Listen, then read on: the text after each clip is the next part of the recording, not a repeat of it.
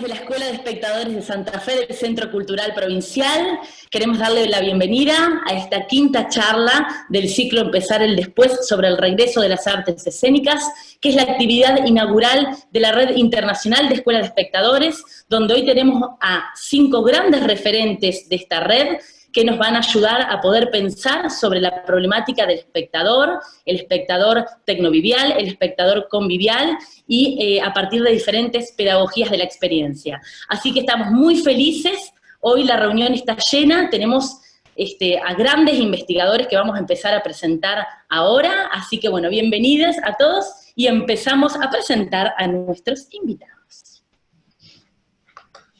Vamos a empezar con ella, que es María Esther Burgueño, que es la directora de la Escuela de Espectadores de Uruguay, ¿sí?, junto a Gabriela Braselli. Es crítica e investigadora de teatro, profesora de literatura y lengua española, tiene una maestría en teatro por la UDELAR y es miembro de la Asociación de Críticos Teatrales de Uruguay. Además, es docente de teoría teatral en diversas escuelas de teatro y en la Tecnicatura de Dramaturgia de la Universidad de Montevideo. Así que bienvenida, Esther. ¿Sí? Vamos a seguir con nuestro segundo invitado, que es Encinas Percy. Él es director de la Escuela de Espectadores de Perú, Lima, es investigador, docente, crítico teatral y dramaturgo. Es doctor en Teoría e Historia de las Artes, especialista en Cultura, Teatro, Literatura y Neuroeducación, magíster en Gerencia Social y licenciado en Literatura. Diseñó la carrera de Artes Escénicas de la Universidad Científica del Sur, de la que fue el primer director. Además, es escritor y ha ganado varios premios, es director de la revista Indexa Cultura Sur, y ha publicado más de 50 artículos en El Dominical y en diversas revistas de Perú, además de otros países. Es consultor en la actualidad del Ministerio de Educación. Así que bienvenido, Encinas. Vamos a continuar con nuestro tercer invitado, que es Carlos Dimeo. Él es coordinador de la Escuela de Espectadores de Polonia, es director, actor e investigador de teatro, es postdoctor en Ciencias de Literatura, doctor en Ciencias Sociales, mención Estudios Culturales, máster en Gestión de la Comunicación y la Cultura y máster en Literatura Venezolana. Es profesor de grado y posgrado de universidades de diferentes países, conferencista invitado en universidades de Europa como Francia, España, Estonia, Eslovenia. Además es miembro asesor del Instituto de Artes del Espectáculo de Buenos Aires, director, editor de la revista Dramateatro y editor de otras revistas. Él ha publicado diversos libros y artículos sobre artes escénicas y ha recibido distintos premios y distinciones. Actualmente es director de la Conferencia Científica Internacional Teatralidad Antiteatralidad. Así que le damos la bienvenida también. Y vamos a seguir con nuestro cuarto invitado. Él es José Montero Peña, es coordinador de la Escuela de Espectadores de Costa Rica, es actor, gestor cultural y comunicador social, licenciado en Ciencias de la Comunicación Colectiva de la Universidad de Costa Rica. Es coordinador de actividades del Centro Cultural de España en Costa Rica y ha llevado a cabo la adecuación del modelo de la Escuela de Espectadores al contexto de Costa Rica.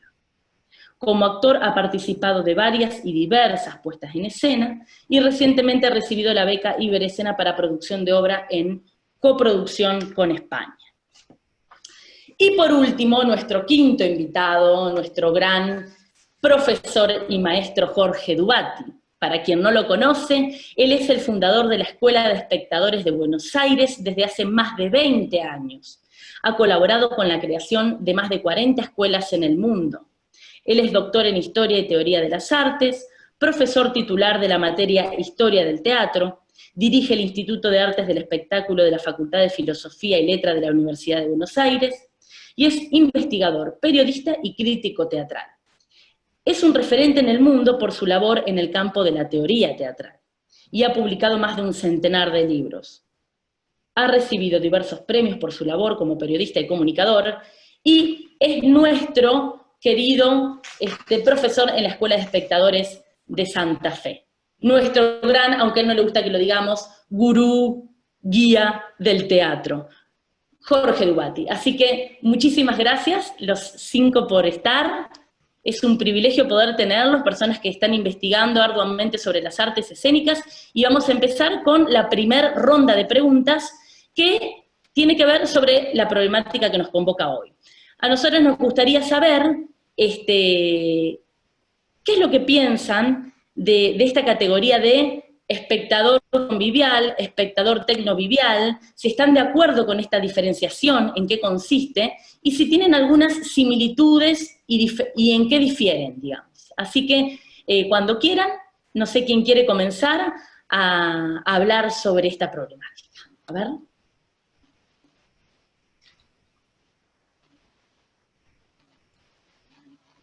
¿Quién quiere comenzar? Yo, si quieren. María Esther, buenísimo.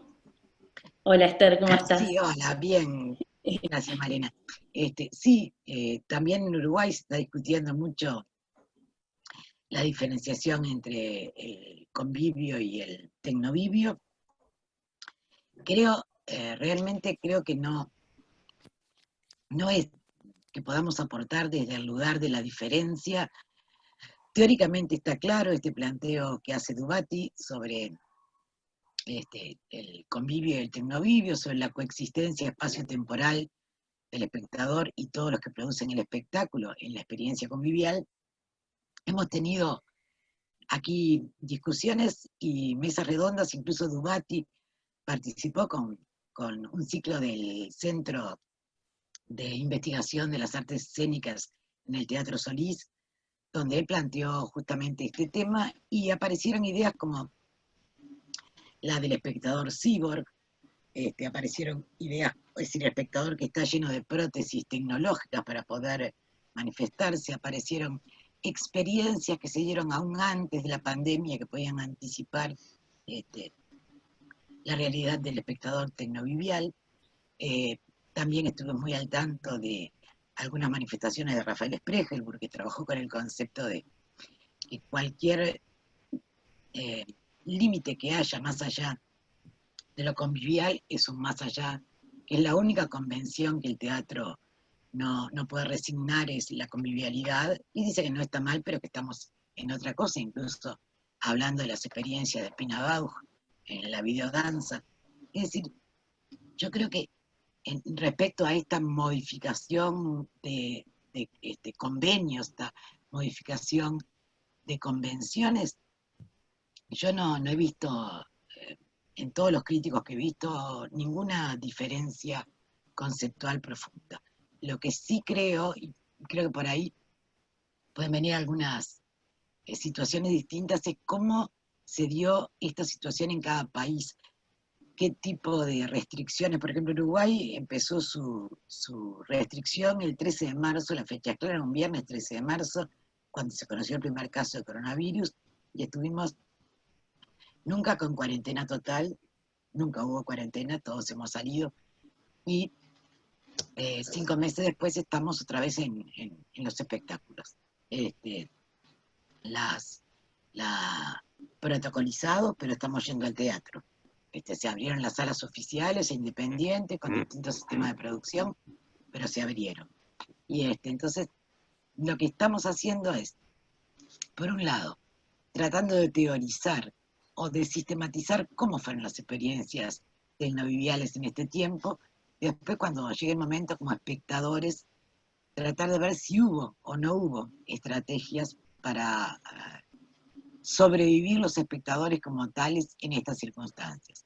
Respecto a qué pensamos de lo convivial y lo tecnovivial, te repito, con las restricciones de cada país y cómo se haya dado esto en cada lugar. Incluso apunto esto para que lo tengan en cuenta los compañeros que están de todas partes del mundo.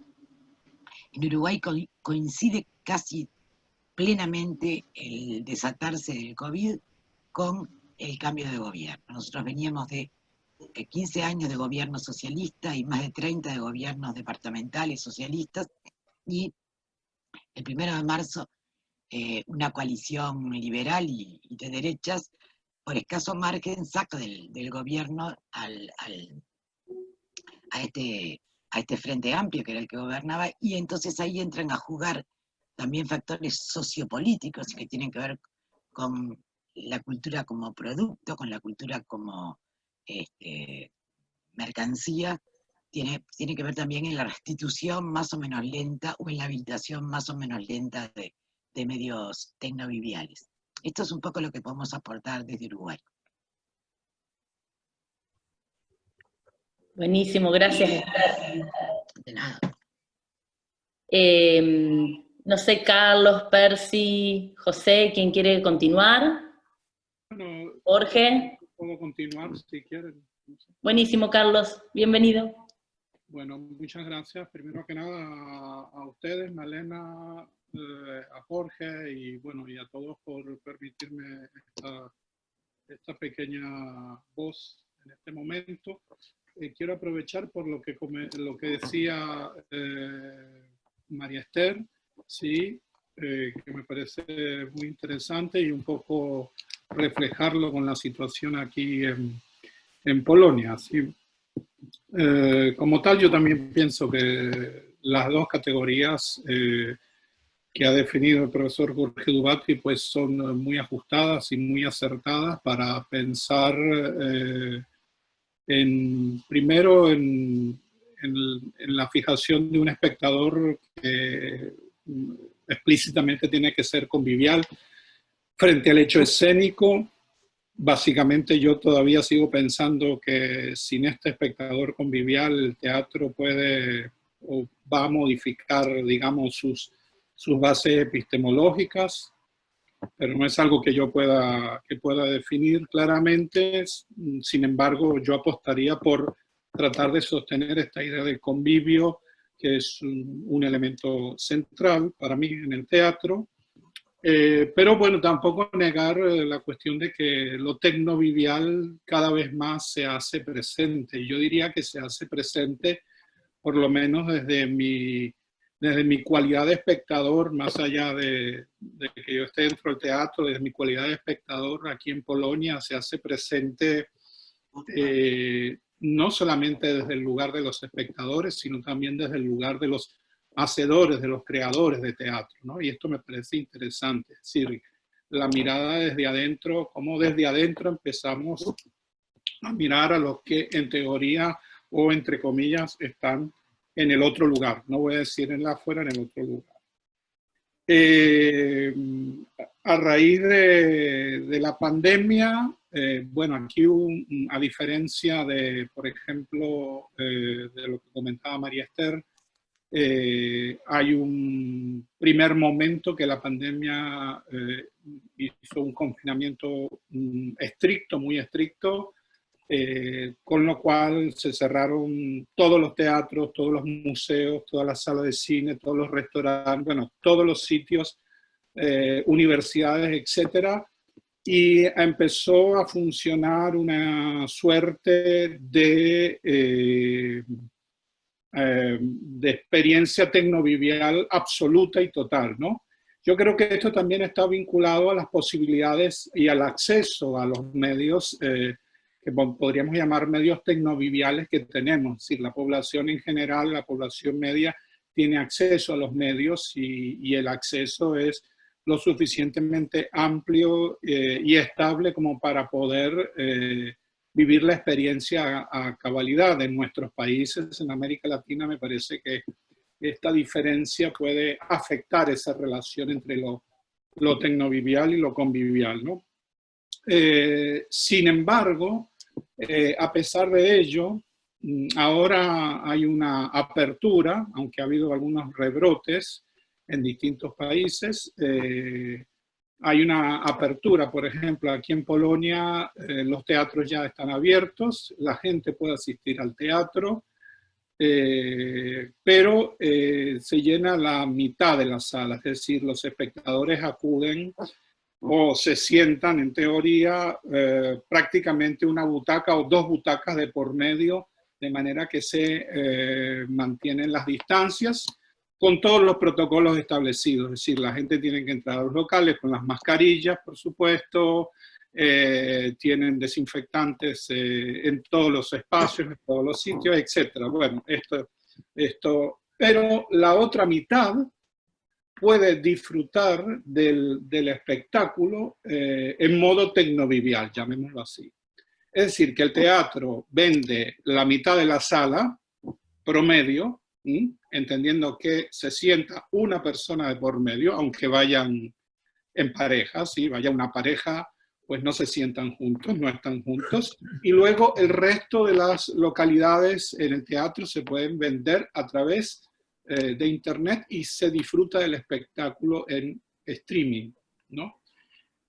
Por supuesto, esta idea me parece que modifica el hecho escénico en su total dimensión, tanto no solamente para el espectador, sino también para el creador, ¿no? Primero porque por un lado, como yo lo pienso, y perdóname que lo diga así de una manera un tanto coloquial, creo que el trabajo del actor se enfría un poco al no tener esta relación con la totalidad del espectador, ¿sí? Cuando el enfrentamiento con la sala está a mitad de camino, la relación con el espectáculo es otra, más aún si la otra mitad de la sala está percibiendo esta experiencia escénica a través de un medio que es un medio tecnológico. Y luego, esta idea de, en el caso polaco, el espectador en general es un espectador que apunta, digamos, a una cierta tradicionalidad, es decir, es absolutamente tradicional, entonces concibe el hecho escénico de una manera en que el espectador va al teatro a ver una obra de teatro. Es decir, esta experiencia tecnovivial, en cierto modo, para el espectador polaco, creo que es un poco problemática y le causa algunos conflictos, ¿no? Entonces, porque no es un espectador que está acostumbrado a que se le rompan las reglas, es decir, está marcado entre un concepto o tiene un concepto de teatro de que es muy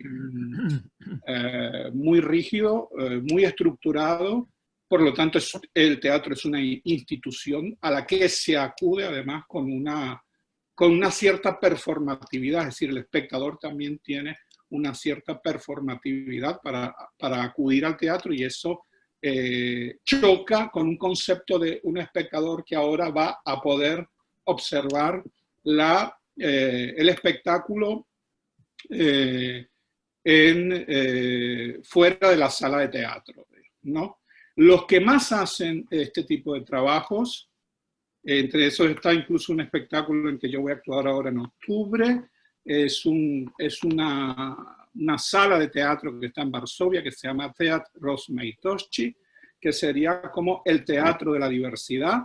Digamos que es un teatro de avant-garde, es un teatro de vanguardia, que está a la avanzada y por lo tanto presenta espectáculos que están fuera del canon de la tradición teatral. Pero en general los teatros, un poco también los teatros de las ciudades, en las ciudades hay las instituciones teatrales, se resisten un poco a esta relación tecnovivial. Entonces, hay dos modos, ¿sí? Uno es que, bueno, se vende la mitad de la sala, por supuesto, no se vende la totalidad de la sala, y se mantiene la experiencia convivial, y la experiencia tecnovivial se mantiene en algunas salas o en algunas agrupaciones que trascienden esta realidad escénica de la modernidad, llamémosla así.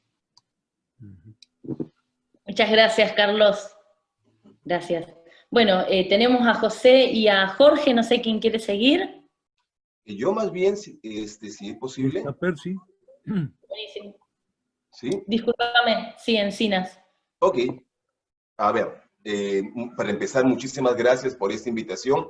A mí me ha no solamente motivado mucho estar con ustedes compartiendo estas ideas, sino además me ha obligado pues, a detenerme un rato antes de venir aquí y tratar de ordenar algunos pensamientos. Y con lo que voy escuchando de parte de María Esther, de parte de Carlos, a quien me da muchísimo placer ver a través de la camarita, terminaba de darle forma a algo. Lo primero es que quiero decir unas cuestiones previas, si me permite. Se me escucha bien, ¿no?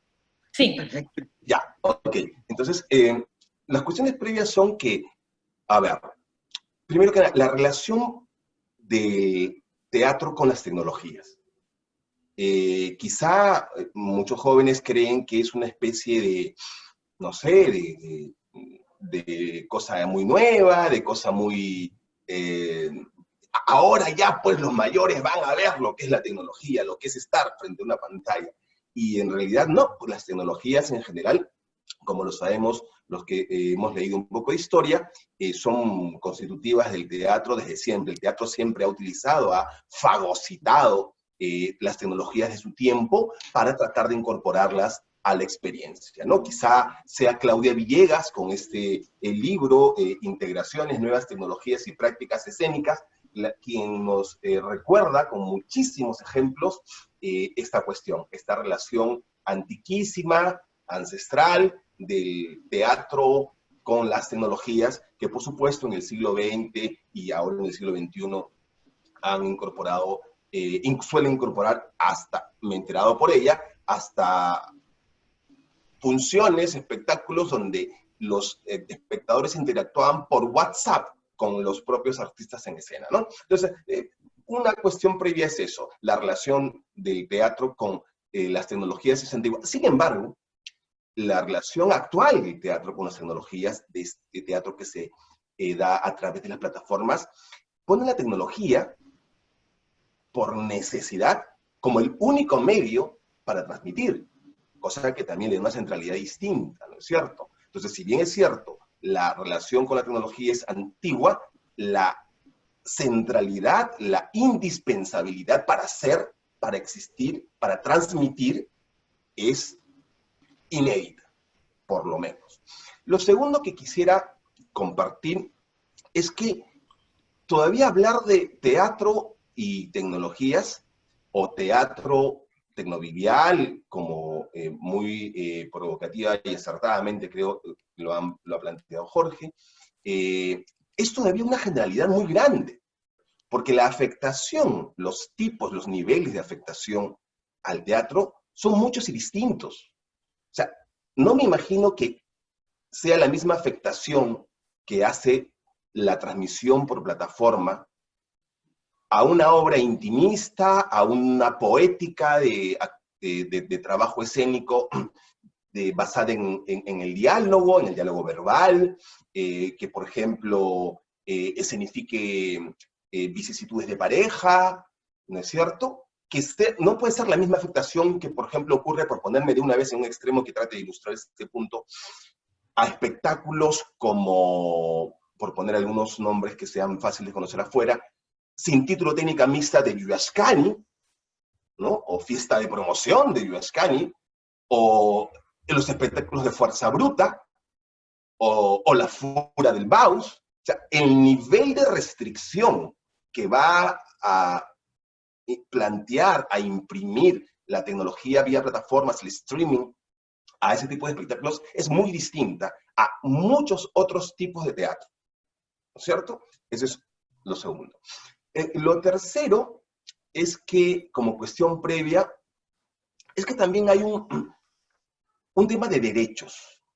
Creo que, por supuesto, ninguno de los aquí presentes, pero sí hemos visto, por lo menos en mi medio, de algunas personas que comprensiblemente, porque todavía estamos pues en la etapa del balbuceo, ¿no es cierto? Estamos en la etapa del balbuceo conceptual, teórico, estamos recién empezando a tratar de darnos cuenta de la situación en la que estamos sumergidos y poco a poco a irle dando nombre. Y entonces, en esta cuestión, hay mucha gente que de todo tipo, que no me atrevería a etiquetar, porque he visto personas de diferentes perfiles de formación, de distintos niveles educativos, gente que va muy frecuente al teatro, gente que no va tan frecuente al teatro, que se han expresado con mucha incomodidad, reticencia e incluso rechazo a estas prácticas de teatro que se transmiten vía streaming, ¿no? Y yo ahí creo que es un tema de derechos. Yo lo primero que quiero plantear es que los teatristas, los artistas y los espectadores defiendo su derecho de ambos de decidir qué hacen en una situación como la actual, de decidir incluso si siguen planteando la posibilidad de hacer teatro. Porque por lo menos en Perú y en muchos países, como el Perú, la cuestión de la pandemia es de una inminencia de contagio letal. O sea, los índices, los números nos ayudan a graficar, ¿no? Se pierden algunas cosas, pero por lo menos. En Perú tenemos casi 30.000 muertos por la pandemia y somos uno de los países de más alto subregistro. O sea que probablemente estemos más o menos en los 80.000. Y es bueno decirlo, más que por el virus, más que por el COVID-19, por las necropolíticas que desmantelaron los servicios de sanidad y los servicios públicos. Y también por la necropolítica de los últimos 30 años que ha pauperizado y precarizado la educación, que tienen muchísimo que ver. No es este el espacio para desarrollar eso, pero hay que plantearlo y decirlo así de claro. Entonces, en esa situación, que un teatrista plantee, decida que no hacer, es válido. Y que un teatrista, un grupo de teatristas, como está ocurriendo, sobre todo después del segundo y tercer mes de la pandemia, aquí en el estado de emergencia se dictó el 13 de marzo, en la misma fecha que en Uruguay, según me entero por María Esther, pero el 15, 2 días después, el estado de emergencia se agudizó. O sea, cambiaron las medidas por unas sumamente estrictas que han incluido el aislamiento social obligatorio, del que hemos salido recién hace un mes más o menos, un mes y medio, pero que también se mantienen con muchas restricciones. Y la más importante para esta conversación es que espectáculos teatrales, que actividades culturales, no hay ni va a haber. Y por lo menos no va a haber hasta el segundo semestre del próximo año. Déjenme añadir, para por lo menos abocetar un poquito mejor el paisaje, qué curioso, sí ya hay acceso a los centros comerciales, pero no a los centros culturales, ¿no? Bueno, entonces, en ese contexto, que los teatristas busquen en el streaming y las tecnologías al alcance posibilidades de comunicación y de concreción de un espectáculo, que les obliga a una nueva dramaturgia, a una nueva concepción, no solamente es válido, sino a priori es plausible. Entonces, que eso es, si eso es teatro o no, es una discusión posterior, ¿no es cierto? Entonces, esa es una cosa que también quería plantear. Pero también hay el derecho, y bueno, y eso incluye el derecho a ir explorando, porque también están en la etapa del balbuceo. Están explorando posibilidades nuevas, lenguajes, las posibilidades expresivas de nuevos lenguajes, de nuevas técnicas y que demandan unas competencias que normalmente no tenían, ¿no es cierto? Entonces, y también incluye el derecho al espectador. ¿El derecho a qué? A consumir, a valorar, a conectarse con ese tipo de teatro. E incluso cuando esto haya pasado, porque va a pasar, porque se van a abrir las salas más temprano que tarde, y porque vamos a volver a los espacios teatrales con presencialidad, cuando eso ocurra, ese espectador tiene el derecho a seguir manteniendo ese consumo incorporado a su consumo. O dejarlo, o irlo abandonando y decantarse por el consumo de la copresencialidad, por el consumo del teatro convivial. Entonces, esas son las cuestiones previas que planteo para esa conversa y bueno, creo que ya me consumí mi tiempo porque tenía unas cuantas comparaciones chiquitas. No sé si tengo 3 minutos más. Sí, termina. Ok, porque entonces voy a nombrar. Yo había hecho el ejercicio, gracias a que sabía que iba a estar con gente como ustedes, que aprecio y admiro tanto, me obligué a hacer un ejercicio y hice unos apuntes que de alguna manera son, insisto, desde la etapa del balbuceo, unas comparativas, ¿no? Entonces yo creo que si el teatro convivial tiene espectadores y artistas que comparten espacio contiguo y el mismo momento, porque sí, compartimos el mismo espacio, pero siendo estrictos, es más contiguo que el limismo, ¿no? Podemos discutirlo, por supuesto, ¿no? Pero, en cambio, en el teatro tecnomedial o tecnovivial, como lo plantea Jorge, el espectador y los artistas comparten espacio virtual y momento. Estamos hablando siempre del teatro que se da en vivo, que se da en online, como se dice, ¿no? En línea, ¿no? Donde está ocurriendo desde sus espacios de emisión la función, está ocurriéndole la generación de poiesis, por seguir dentro de la definición dubatiana del acontecimiento teatral, ¿no es cierto? De este subacontecimiento poético, muy bien, está dándose, mientras que en ese mismo instante, bueno, mediado por unos segundos de la transmisión, ¿no? El espectador está haciendo percepción, recepción de eso. En ese tipo de transmisión se está compartiendo un momento, y se comparte, a diferencia del convivial, un espacio, pero un espacio virtual. 2, demanda un espectador más pasivo, el convivial.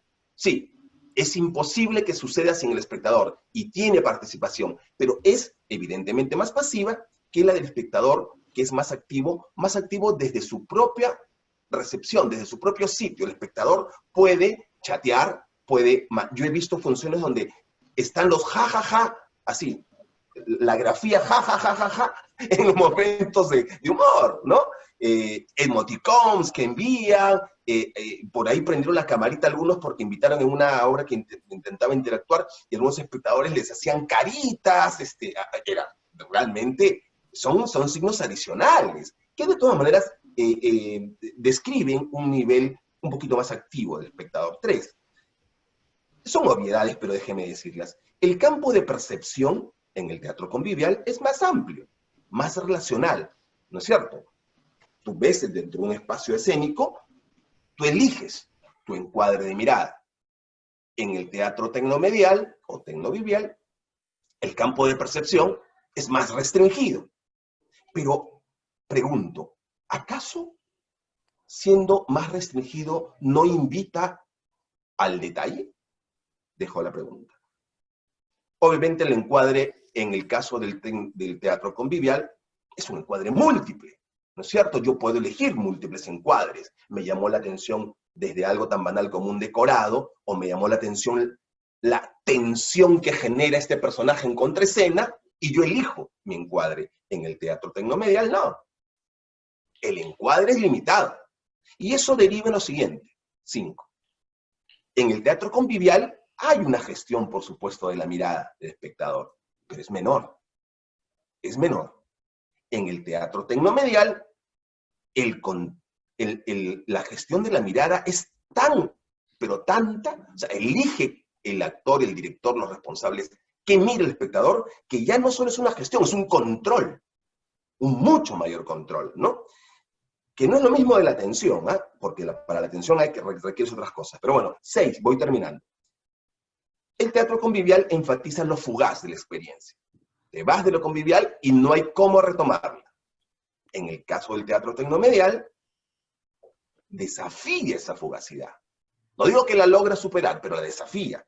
Porque facilita el archivo. Porque la función tal como fue y la vi en pantalla, tal cual la puedo grabar. O la puede grabar alguien. ¿Correcto? 7. Otra obviedad. La cantidad de público es más acotada en un teatro convivial. Va a depender del aforo de mi sala. ¿No es cierto? Las salas en Lima en promedio son de 200 butacas. En el caso de las transmisiones vía streaming, si estás con la plataforma adecuada, puedes tener miles de espectadores vía streaming. Miles de miles, ¿no? Por lo tanto, la cantidad es ilimitada, ¿no? Aproximándola más a las cantidades industriales. Penúltimo, 8. La barrera de traslado del espectador hacia el teatro, que en Lima es absolutamente clave. Lima tiene una cantidad de salas que más o menos están por el lugar de las 70, y todas están en 2 ejes geográficos. Una ciudad de 11 millones de habitantes, 10.700.000 tendrían que trasladarse horas discúlpeme decirlo, en el peor transporte público, en el segundo peor transporte público del mundo, y el peor de nuestra región, sea, se tendrían que invertir medio día para ir y venir de una sala de teatro, normalmente, ¿no? Depende de dónde vive. Entonces, la barrera de traslado es superada a favor del teatro tecnomedial, pero hay otra barrera ahora, la barrera de la conectividad. En este país, aunque casi todos tienen un celular, no tienen datos para conectarse lo suficiente como para poder ver una transmisión vía streaming. Y en lo 9, la expectación comunitaria que permite el teatro convivial se traslada ahora a una expectación familiar. Con lo bueno y lo malo que tiene eso. Tú estás mirando tu obra y tú no sabes si de repente tu papá, tu mamá o tu hijo atraviesa, o ni siquiera atraviesa. Desde donde está o mirando o escuchando lo que tú ves. Eso genera una serie de implicancias que sería bueno en algún momento también conversar. Disculpen la extensión, hasta ahí. Buenísimo. Muchas gracias por esas categorías para poder pensar. Buenísimo. Bueno, ¿quién quiere continuar? Voy a tomar la palabra antes de que el maestro nos siga iluminando. Hola, José, No, ¿cómo andas?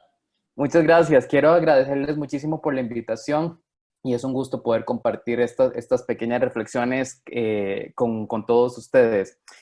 Pues me sumo realmente a todo lo que han dicho los compañeros anteriores, que realmente tendrá sus matices dependiendo de la realidad de cada país, ¿verdad? Nuestras particularidades hacen que efectivamente el impacto de esta pandemia sea pues diferente en cada una de nuestros territorios y así en su gente.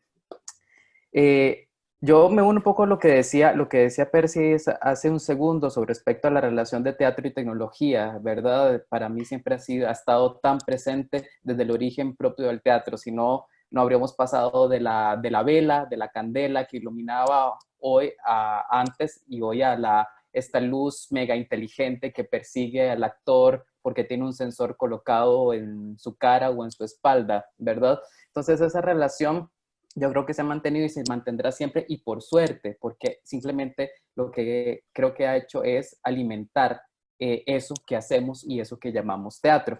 Pero hablando principalmente desde el punto de vista del espectador, yo me hago, lo que me he hecho es una serie de preguntas con base en la experiencia que nosotros también tuvimos acá en la Escuela de Espectadores en Costa Rica.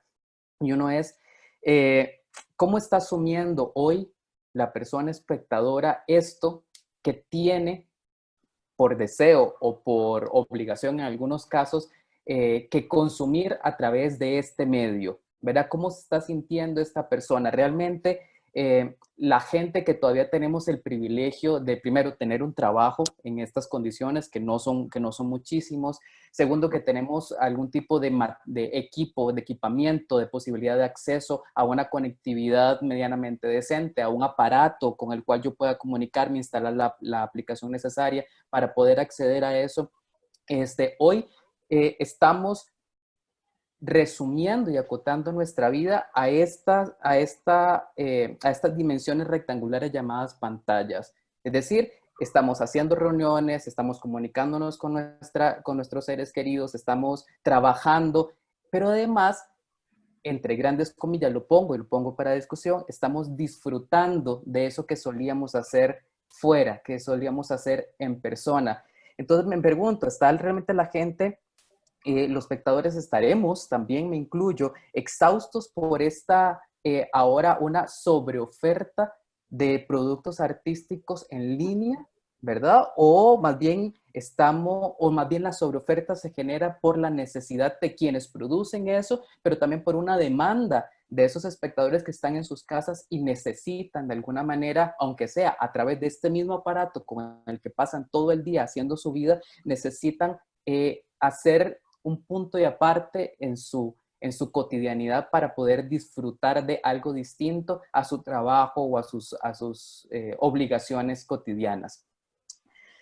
Otra cosa que me pregunto es si el disfrute de estas experiencias es real, en el sentido de si la gente está viviendo estos espectáculos, está consumiendo estos espectáculos a través de mediados por este aparato, está teniendo ese disfrute que se podría comparar al disfrute que se tenía cuando o no se asistía presencialmente al espectáculo, o si no más bien es esta necesidad imperiosa que tenemos de buscar algo similar a esa otra normalidad en la que vivíamos antes, ¿verdad? Si es que realmente estamos siendo capaces de disfrutar de manera consciente y de manera, digamos, con toda la pasión, esto que estamos disfrutando, o es que simplemente estamos accediendo a esto que hoy es lo que está más cercano a aquello que yo viví antes de que me encerraran, ¿verdad? Que eso también plantea como la discusión de si es necesario volver a esta nueva normalidad, ¿verdad? O si vamos a seguir esforzándonos por traer la antigua normalidad una vez que pase esto, ¿verdad? Si realmente vamos a haber un cambio en nuestra forma de vida a partir de todo esto, y sobre todo cómo en este momento cómo están los espectadores y las espectadoras disfrutando de esto que se consume a través de la pantalla. Por otro lado, también me preguntaba, bueno, si efectivamente no hay convivio entre los técnicos, entre los actores y entre el público, como lo plantea Dubati, hay un convivio entre esas burbujas sociales, esas burbujas familiares, que no necesariamente estaban compuestas todos por espectadores asiduos por lo menos de teatro, ¿verdad? En Costa Rica no es necesariamente una costumbre que la familia como tal se convierta en una familia espectadora de teatro de manera colectiva y de manera constante, sino que puede ser que un miembro de esa familia por algún motivo tiene afinidad con esto o con cualquier otra manifestación artística, y tal vez este acercamiento o este consumo de los espectáculos a través de la computadora hace que esa burbuja social, esa burbuja familiar pueda acercarse a algunas manifestaciones que tal vez antes y de manera voluntaria no se acercaría, ¿verdad? Esa también es otra de las preguntas que me hago. Por otro lado, bueno, evidentemente la pandemia ha generado una cantidad de repercusiones sociales impresionantes en Costa Rica, aunque hemos tenido momentos de cierre absoluto. Estamos ahora en la etapa de se abre un tiempo durante el mes, se cierra otro tiempo y se vuelve a abrir, que es una locura absoluta y absurda un poco. Aunque los teatros tienen las posibilidades de abrir, siguen con las discusiones de las restricciones horarias, ¿verdad? Hasta qué hora realmente es que puede la gente circular de manera libre en las noches versus la realidad de los horarios ya preestablecidos, ¿verdad? Dentro de esta lógica teatral que se ha establecido durante muchísimos años, y sobre todo qué tan rentable es la posibilidad de que el aforo establecido, que no sea más, en este momento creo que no anda ningún 50%, ¿verdad? De aforo, se puedan dar los espectáculos y que realmente sea rentable. Pero además de eso, es la posibilidad de qué va a suceder o qué está sucediendo hoy. Por ejemplo, si tuviéramos el escenario donde los teatros pueden volver a abrir sin ningún problema, que todavía no es así, ¿qué pasa con todos estos espectadores que han sufrido las consecuencias de la pandemia, consecuencias sociales y sobre todo consecuencias económicas? Yo coincido con Percy en el derecho, ¿verdad? Tanto de los espectadores como de los creadores. Sin embargo, ante el derecho se sobrepone también la realidad económica que está afectando al mundo entero. La cantidad de gente que ha perdido su trabajo, una reducción de jornada importante, etcétera, hace que las personas simplemente muevan su mirada ahora a la satisfacción de las necesidades básicas. Y desafortunadamente, por lo menos en Costa Rica, el consumo de espectáculos culturales no forma parte de esa canasta básica, digamos, de necesidades que tenemos, ¿verdad? Es la necesidad de comer, en muchos casos la necesidad de transportarse cuando todavía tienen trabajo y solventar lo más básico de sobrevivencia. Y eso afecta a nuestros espectadores, nos afecta a nosotros, además, como espectadores. Entonces, hay una serie de aspectos que tienen que ver directamente con la pandemia como tal y cómo ha afectado directamente las relaciones sociales, ¿verdad? Y sobre todo esto, cómo dispone al espectador al consumo. Los que pueden hacerlo porque tienen, como les mencioné antes, la conexión, el aparato, el deseo, ¿verdad? De acceder a esos espectáculos, pero por otro lado están los que tal vez tienen el deseo, pero no tienen los recursos. Y eso desafortunadamente sigue siendo un reto, no necesariamente por la pandemia. Eso siempre ha sido un reto. ¿Cómo hacer para que estas personas que naturalmente no tienen acceso puedan acceder de alguna manera a las manifestaciones culturales y al disfrute de la cultura?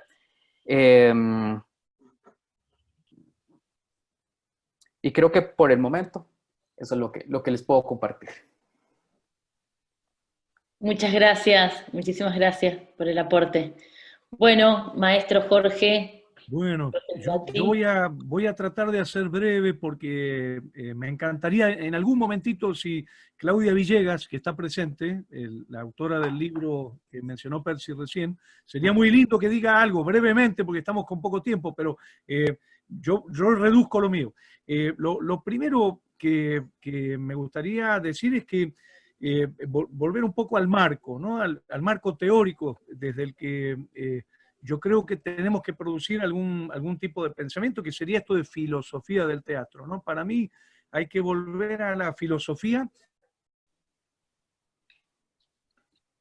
por lo menos lo que yo veo como una gran avanzada de los tanques de pensamiento, digamos, de las empresas, de los soportes tecnológicos, de las digamos, de las marcas, del poder real de la tecnología, ¿no? Yo vengo llevando un diario de la peste, digamos, también desde el 13, como decía María Esther antes, ¿no? Desde el 13 de marzo, abrí un cuaderno y ya tengo 3 cuadernos llenos de notas, anotando de todo, cosas que oigo, que veo en la televisión, ¿no?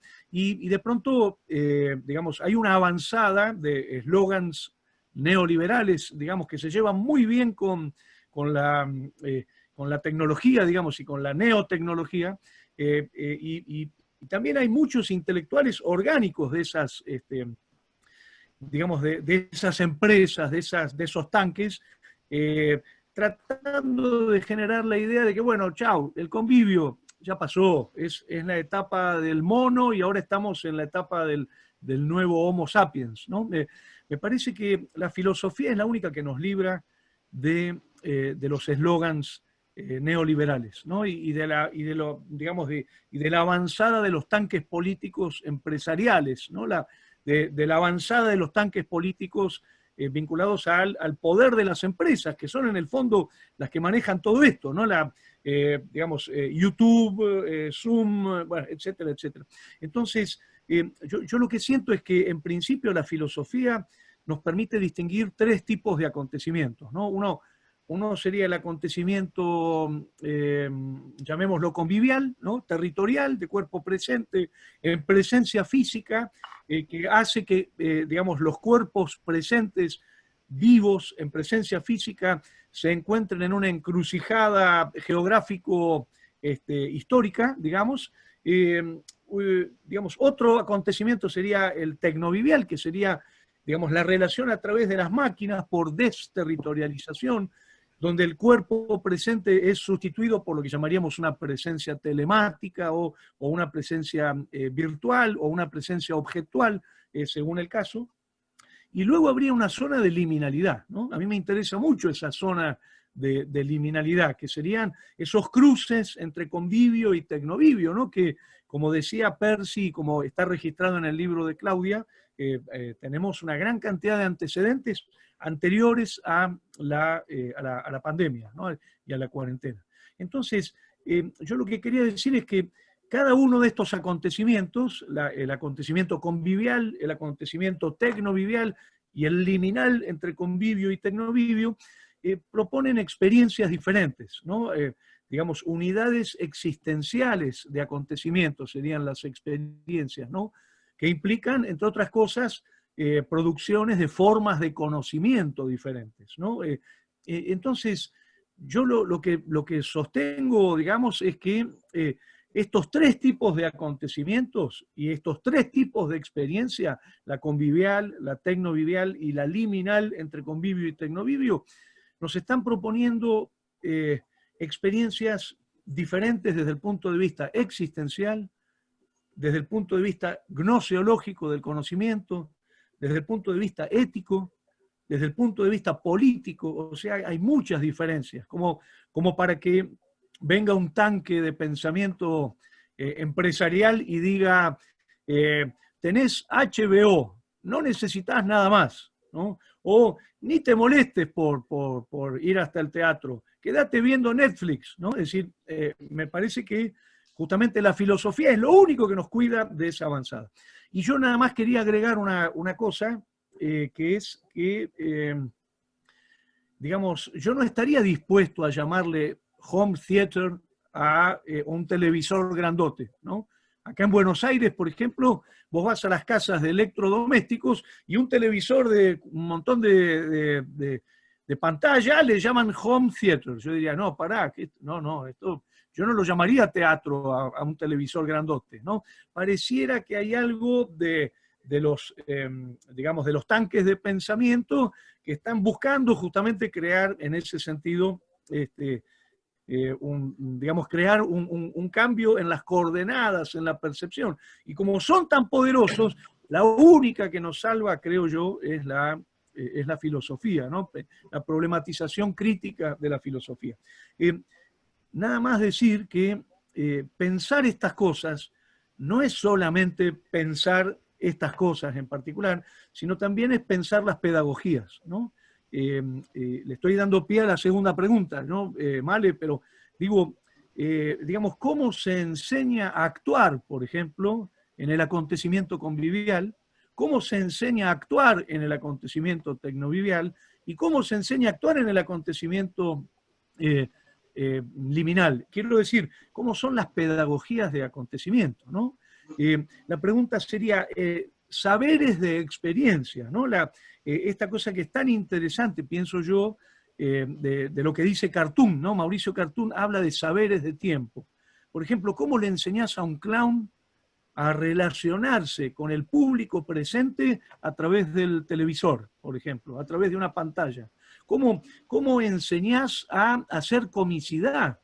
Hay un ejemplo muy interesante que es este tema de las risas grabadas, por ejemplo, ¿no? El otro día escuchaba 3 cómicos, lo anoté en mi diario de la P, 3 cómicos que van a transmitir ahora desde el multiteatro, y uno de ellos decía, nos gustaría mucho que haya público presente, porque el cómico, sin la risa del convivio, dice, queda pataleando en el aire, ¿no? Entonces, dice, mientras tanto nos vamos a arreglar con risas grabadas, dice. O sea, van a hacer el chiste y en el remate del chiste va a decir, ¡ja, ja, ja, ja! ¿No? La grabación. Entonces, yo lo que siento es, quería decir estas 2 cosas muy brevemente, ¿no? Que tenemos que poder pensar las cosas con una gran complejidad para evitar digamos, el avance de los tanques empresariales, que lo que nos quieren decir es que el tecnovivio llegó para quedarse y el convivio, chao, ya está, no, se acabó. Si nosotros aceptamos esto, realmente es el naufragio de una de las culturas más increíbles de la humanidad, que es la cultura convivial, que no es solo el teatro participa de la cultura convivial, está en el templo, está en las clases, está en los estadios, está en las calles, en los restaurantes, ¿no? Es decir, la cultura convivial es mucho más que ir al teatro, y el teatro participa de esa cultura convivial. Y por otro lado, digamos, observar cómo esto, si nosotros aceptáramos, por ejemplo, esa argumentación, cómo esto afectaría a nuestras pedagogías. Y doy pie a la segunda...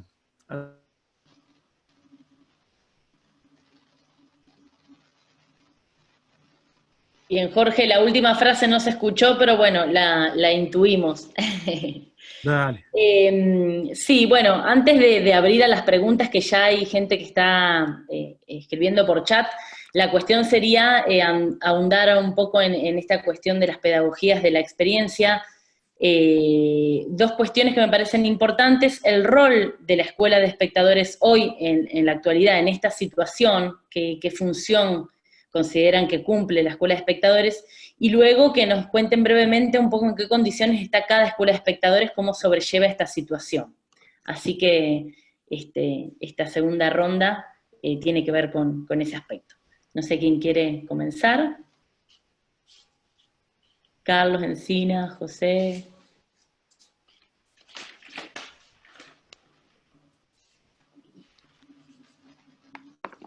Estoy Bueno, no para sé. empezar ahí, creo. Bueno. Ahí está. No, dale, dale. No. Lo que pasa es que cuando yo empecé hoy me restringí mucho en lo que dije porque me traté de atenerme a esta pregunta que tú habías hecho en comienzo y después, escuchando a los compañeros, me quedé con pena de incluso no poder preguntarles sobre las experiencias que estaban teniendo o haber podido dar cuenta de algunos aspectos categoriales como los que pudo poner Percy de manifiesto. Y también comparto con algo que dijo Carlos Dimeo, que fue que estar invitados a esto nos obligó a sistematizar un poco nuestras vivencias en este momento. Yo lo que percibí, me fue muy interesante escuchar, porque lo que percibí es que, quiero aclarar, por las dudas, cuando dije no hubo cuarentena, me refería a que no hubo obligación de confinarse en ningún momento, pero sí hubo restricción de actividades, por cierto. Y sí hubo prohibición durante 4 meses y medio de actividades teatrales, y digo teatrales porque primero se abrieron los templos, pensando en los convivios que decía Jorge ahora, después restaurantes, templos, centros comerciales, como señalaron por allí, y también algunas actividades deportivas según el tipo, si eran colectivas, individuales. Actualmente hay fútbol, pero sin presencia de la gente en la calle, en la cancha. Pero la actividad teatral también se abrió protocolizada, también tenemos cupos, también tenemos tapabocas. Digo porque no pudo quedar algo así como, no, acá estamos todos contentos, no, hubo una. Y lo que hubo también fue un tironeo que se vivió un poco desde lo político, en el sentido de que de alguna manera hubo un enfrentamiento muy tenso entre la gente que estaba, la nueva gente de las direcciones de cultura con el cambio de gobierno, y los actores, sobre todo de teatros independientes. Esto fue un momento de tensión, un momento que no nos hizo felices a ninguno, porque se trabajó sobre el supuesto de que había una persecución específica hacia el teatro, con privilegio de otras actividades que sí se abrieron antes que el teatro. De cualquier manera, yo pienso que las personas que están hoy al frente de la Dirección de Cultura y del Ministerio de Cultura no actuaron con mala fe ni con mala intención. Es gente por la cual, en el caso de Mariana Weinstein, por ejemplo, tengo mucha admiración y mucho afecto, pero tuvieron que sumarse a la protocolización, y creo que, como dijo Gabriel Calderón, que es uno de nuestros dramaturgos más conocidos de la joven dramaturgia, no tenemos que crear este enfrentamiento entre todo el teatro está a la izquierda y toda la represión está a la derecha, sino que tenemos que buscar los caminos, aunque sepamos que estamos en un lado, los caminos de acercamiento para no radicalizar esos extremos y beneficiar desde un extremo al otro. Entonces, creo que ha habido una forma razonable. Primero había un protocolo que decía que los actores tenían que estar a 2 metros. Esto suscitó una catarata de memes, de Romeo y Julieta, uno en cada punta del mundo, bueno, todos los memes que ustedes se pueden imaginar. Y finalmente, obvio, nadie vino a medir. Se considera a los actores como convivientes, con la misma, no sé quién decía, si era Percy o Carlos, no me acuerdo, que decían que se sentaban en los teatros, aún las parejas, con una butaca de separación. Nosotros no, los convivientes nos estamos juntos, se considera que estamos como ya inmunizados unos con otros, y nadie controló esa distancia, y las obras se hacen como se hacía. Lo que también me pareció que apareció muy claramente ahí es que depende del soporte, esto de la democratización de lo tecnovivial, de acuerdo con los soportes y con las condiciones económicas de cada lugar. Porque Uruguay tiene una muy buena internet. Yo me acuerdo que con Jorge estuvimos en Curitiba, ¿Te acordás, Jorge, cuando fuimos al Sí. del Congreso con Daniel Laville? Y que estuvo interesantísimo, pero cuando entramos al lugar de donde se transmitía, teníamos que tener todo descargado de los hoteles porque no había internet en el lugar. ¿Te acordás que bajábamos videos de las páginas web para llevarlos ya incorporados? Y nos decían que la conectividad no era buena. Acá tuvimos una gestión de Antel, que es el ente público que regula las telecomunicaciones, muy buena, y tuvimos en el primer gobierno de Tabaré Vázquez un plan que fue el Plan Ceibal, una computadora por niño, y todos los niños del país tuvieron acceso a una computadora. Incluso ahora, en el segundo gobierno de Vázquez, a los jubilados de determinados ingresos se les dio a todos una tablet para que estuvieran en contacto. Es decir, que esto no quiere decir, ojo, de ninguna manera quiere decir todo el mundo tiene acceso, pero hay un amplio acceso. La gente que educa por internet, yo soy profesora, mi familia hay muchos profesores, hemos tenido a veces que comprender que en los contextos críticos, en los liceos contextos críticos, hay una restricción fuerte del acceso. No todos los chicos tienen acceso a si tienen celular también, como decían por ahí, hay problemas de datos o no todo el mundo accede, pero digamos mayoritariamente se puede acceder. Esto, sin embargo, he escuchado con atención y con entusiasmo algunas de las descripciones que han hecho, porque nuestro país no ha tenido una producción especial de tecnovivio. Yo escuchaba lo que se decía de Costa Rica, lo que se decía de lugares que parecen haber desarrollado una industria del tecnovivio. Nosotros fuimos sorprendidos por esto y lo primero que pasó fue, que empezamos a consumir cosas por streaming, óperas, conciertos, lo que viniera, como con desesperación, o que tuvimos acceso a registros que nunca fueron para ser transmitidos, no a registros hechos para el streaming, sino registros que yo tenía de una hora para mí, insoportablemente mal grabados, con las voces espantosas, con una cámara fija. Bueno, y al final la gente empezó a desistir de eso. El Teatro Solís subía a sus actores diciendo monólogos o diciendo historias de humor o de amor, pero no hubo una producción tecnovivial. Consumimos mucho teatro argentino, consumimos mucho Timbre 4, el Cervantes, el San Martín, nos pasamos, hoy hay función de tal cosa en Timbre 4, pero no hubo una producción especialmente para acá. Sí había una experiencia, curiosamente, previa a la pandemia, que era una obra que se llamaba Dos Hermanas, que se hizo en la plataforma de la Sala Verdi, con dos actrices que actuaban por Skype, pero no tenía nada que ver con la pandemia, fue una experiencia previa. Y durante la pandemia, la producción de espectáculos online no fue específicamente para nuestro país, no hubo. Sí, de pronto una sala ponía una entrada para ver un espectáculo, pero no se dio esto como un negocio frecuente, no tuvimos esa frecuentación.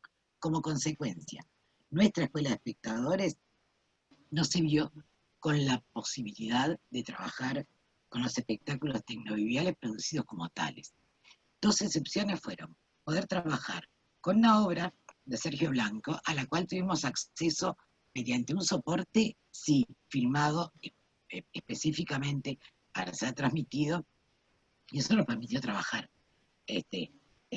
Por supuesto, sorteando las ausencias de la interacción de cuerpos y de todas esas preguntas que hizo Percy, que me anoté acá muy puntualmente y que no sé si va a haber después, Jorge le va a contestar algo, en las cuales me parece muy interesante cómo las categorizó y cómo las pensó, muy interesante, aunque en realidad en la esencia no comparto que las energías que se transmiten tecnovivialmente, los convivios familiares, tengan que ver con el fenómeno del que habla Jorge, no sé si ni siquiera con la liminalidad. Pero al no existir espectáculos tecnoviviales, nosotros tuvimos que trabajar. Por ejemplo, ahora preparamos un estreno para una obra que ya habíamos visto en diciembre y que se suspendió en diciembre, que fue Ana contra la muerte, de Gabriel Calderón. También trabajamos con una obra que fue la última obra que llegaron a los espectadores hasta el 13 de marzo, fue Chacabuco, de Roberto Suárez, que nosotros aportamos, Jorge, ese material para un encuentro de escuelas, y Después trabajamos, por un lado, con cine, es decir, directamente admitimos que no teníamos acceso al teatro y trabajamos con el cine, y sí, la otra actividad fue teorizar sobre las circunstancias, es decir, trabajar sobre estos problemas. Todo lo que estoy aprendiendo hoy lo vamos a volcar en la escuela, trabajar sobre estos problemas de una nueva teatralidad. Entonces, me parece también que con tu pregunta, Malena, lo interesante fue que nuestra escuela, que cumple 15 años este año, es una escuela que tiene tiempo de existencia, no ha desarrollado una pedagogía especial porque no ha tenido la ocasión. No ha habido una producción tecnovivial que pudiéramos atender, ni siquiera con las discrepancias. Hemos consumido productos de otros lados, hemos consumido mucho, más o menos, teatro argentino y nada, porque de Uruguay casi nada. Y sí, una cosa quiero apuntar, hemos cambiado un poco el centro de la manera de convivir en la escuela. Esto es una cosa que me dijo Gabriela Braceli cuando le conté, que es mi compañera en la escuela, cuando le conté de este encuentro. Me dijo, creo que ha habido algo, sí, que ha cambiado en la convivencia y en nuestra manera de comunicarnos con los compañeros de la escuela. Es decir, lo que éramos cuerpos presentes en un salón, ahora somos cuerpos virtuales. Y esa virtualidad ha tenido ventajas y desventajas. Como ventaja, yo sé que esto que voy a decir va a parecer pueril, pero mucha gente que le teme al invierno cuando sopla el temporal desde el puerto en Montevideo, es una ciudad muy ventosa, como decía Onetti, es un túnel de viento, y mucha gente que no se animaba a salir para ir a la escuela participó desde el Zoom. Y también empezamos a incorporar otras maneras, como alguien apuntaba por ahí, emoticones, chats, otras maneras de estar interactuando sin la presencia viva del compañero al lado. Incluso instancias en las que los dos grupos que hay se mezclaron entre ellos para una visita o para una actividad. De manera que declaramos estar abiertos a todas las pedagogías que tengan, declaramos no haber tenido que aplicarlas porque no tenemos una producción tecnovivial grande, declaramos estar en una situación de conectividad buena, por lo menos respecto a lo que se está planteando, y declaramos también que entendemos la crisis que están pasando mucho de la gente del teatro, de la cual se ha hablado mucho, que ha visto recortadas sus formas de actuación, e incluso ahora por los aforos teatrales hay salas a las que no les conviene abrir por 10 o 20 espectadores. Pero siento que vamos caminando hacia la salida y de ninguna manera adhiero a Tedros y esto llegó para quedarse. No, creo que no llegó para quedarse. Creo que tampoco las grandes compañías de comunicación van a poder mover la gran maquinaria del teatro, Jorge, y creo que esto vamos a hablar el año que viene. No estoy para nada en una posición catastrófica ni apocalíptica. Creo que de a poco vamos a volver a la vieja normalidad, si es que se fue alguna vez. Muchas gracias, Esther. Muchas gracias por tu intervención. Bueno, ¿alguno más quiere aportar sobre esta segunda pregunta? No sé, Encinas, José. Yo quería... Carlos. Tengo una cantidad de cosas porque ha sido realmente la participación de todos muy estimulante, sobremanera, a pesar de que es tecnovivial, casi podría decir que estamos convivialmente compartiendo. Dubati está diciendo no, ¿ah? No. Te tienen calado, Jorge. Bueno, hay muchísimas cosas, ¿no? Las últimas palabras de Jorge me trajeron a la memoria así rápidamente. Voy a tratar de concentrar porque están un poco dispersos aquí con la palabra de todos, ¿sí? Pero me trajeron a la memoria el ya antiguo libro, quizá, de Jean Baudrillard, Cultura y Simulacro, ¿no? Y él tiene un capítulo al final donde habla un poco, grosso modo ahora, porque hace muchos años que lo leí, del fin de la socialidad. Entonces yo creo que el teatro convivial un poco tiene que, y cuando digo el teatro convivial digo en este sentido el teatro como lo conocemos en la experiencia propiamente convivial, me parece que tiene que un poco preguntarse si realmente, como había dicho Baudrillard en este texto, estamos ante el fin de la socialidad, ¿no?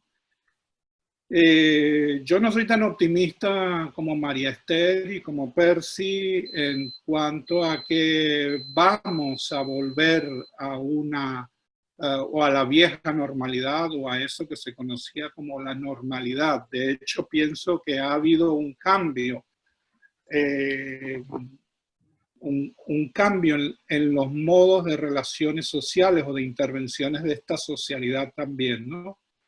Si no ha sido tan evidente todavía, yo siempre digo un poco bromeando que nos falta el segundo y el tercer capítulo, ¿no? Que serían los extraterrestres y al final es los zombies, ¿no? Ya con los zombies pues tendremos otro tipo de experiencia convivial seguramente, pero bueno, por ahora estamos con pandemia, ¿no? Entonces no lleguemos tan allá. Pero en todo caso, a ver, lo voy a poner en tres puntos, ¿sí? En el momento en que la pandemia estaba muy estricta, nosotros empezamos creo que 2 semanas antes, en general, que los países en América Latina, con un confinamiento total y absoluto, ¿no? Y en ese momento, digamos, mi percepción era que la socialidad se había transformado, es decir, que el mundo se había transformado. Después, con el aligeramiento y ahora en general nosotros tenemos posibilidad de salir, bueno, con ciertas restricciones, pero nos desplazamos, nos movemos, aparentemente esa socialidad vuelve a una normalidad. De todas maneras, creo que esa normalidad, por lo menos encauzándolo en el caso del teatro, no es absolutamente, no es total como lo era, y no tengo tanto optimismo como que vamos a volver a esa antigua o esa vieja normalidad como ya la declaramos, ¿sí? La declaramos como vieja, es decir, como fenecida. Por lo tanto, esa relación del actor y del teatro, vamos a llamarlo así, con el espectador que nos plantea una fusión, pero al mismo tiempo nos plantea una separación, ¿sí? El espectador que acude a la sala a ver el espectáculo y que se distancia en esa mirada, ya no está. Por lo tanto, hay como una integración. Lo que pasa es que esa integración está afectada por la socialidad misma. Y me parece que nosotros seguimos mirando, aunque yo rescato las palabras de Jorge, creo que hay que volver a la filosofía, pero creo que seguimos mirando con una lógica de sentido esta relación entre espectador y teatro, espectador y espectáculo, ¿no?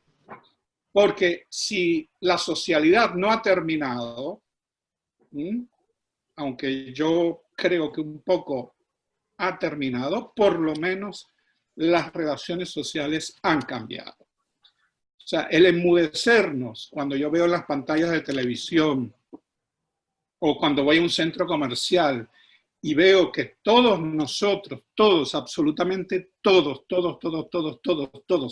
llevamos una mascarilla puesta en la que no establecemos una relación de contacto con el otro mediado por algo que para mí es fundamental en el teatro, el texto.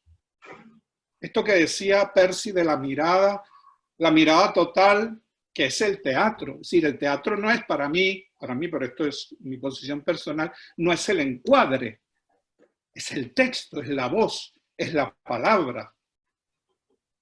No el encuadre, porque el encuadre, es decir, este encuadre que yo tengo ahora aquí, ya es un encuadre sumiano, cinematográfico, como lo quieran llamar. Es es un encuadre distinto al que si estuviéramos en una sala de teatro y estuviéramos discutiendo esta relación. Nuestra relación es distinta. Entonces, creo que la socialidad evidentemente es otra.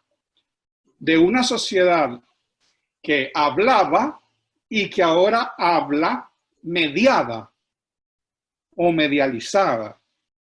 Y de un teatro que hablaba a un espectador que tenía directo, a un teatro que habla a una sala vacía. Porque si bien yo voy a tener espectadores allí, en el lugar, voy a tener algunos espectadores que me van a estar mirando desde un lugar exterior que yo no sé quiénes son, ¿sí? No sé si es 1, 1000, 100.000, y incluso no tengo su contacto, su relación, la relación contractual que se establece entre actor y espectador, ¿no? Entonces el espectador se va a volver fugaz o va a desaparecer o actuaremos en la sala vacía, que no será la misma relación que en el set de televisión, ¿no? Que no es la misma relación que en el set de televisión, porque ni siquiera voy a tener la cámara, sino que va a ser por una